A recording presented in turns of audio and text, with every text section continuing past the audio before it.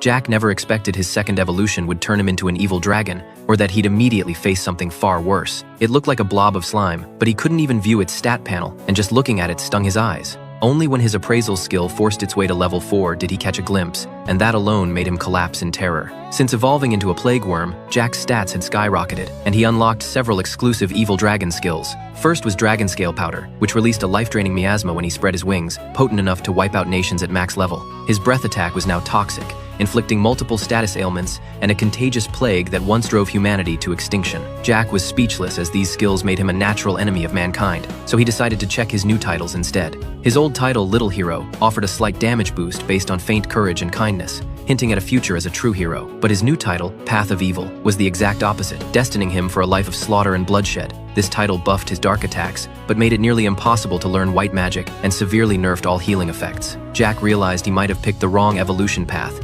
He only chose it for the human form skill mentioned in the description. But with only dark skills and no sign of shapeshifting, he angrily queried the voice of God, only to be denied due to low clearance. Meanwhile, Miria was fixing the village barrier with an elf priest, wondering if the little dragon was the one who saved her. The elf denied it flatly, explaining that monsters only hunt to get stronger and evolve into more violent creatures. This intel came from heroes and saints who could hear the voice of God, confirming that monsters fight solely for survival. Even if he saved her once, the elf warned that the next time they met, he would be a completely different monster. Yet this so-called monster was currently trying to figure out how to be a hero, refusing to become a murderous evil dragon. Jack looked for weak prey to level up and learn human form, but he accidentally wandered into the Crimson Spider's territory. One look at its stats sent a chill down his spine. Every attribute crushed his own, leaving him with zero chance of winning. As webs shot toward him, Jack fired a fire breath, but the backlash scorched him with his own flames. The system announced he gained fire resistance, and he saw the spider was now suffering from a burn status effect. Seizing the moment, Jack unleashed a combo with his new paralyzing claw, locking the spider in a paralyzed state. But after several rounds, the spider had only lost half its HP and went into a rage mode, telling Jack he had to run.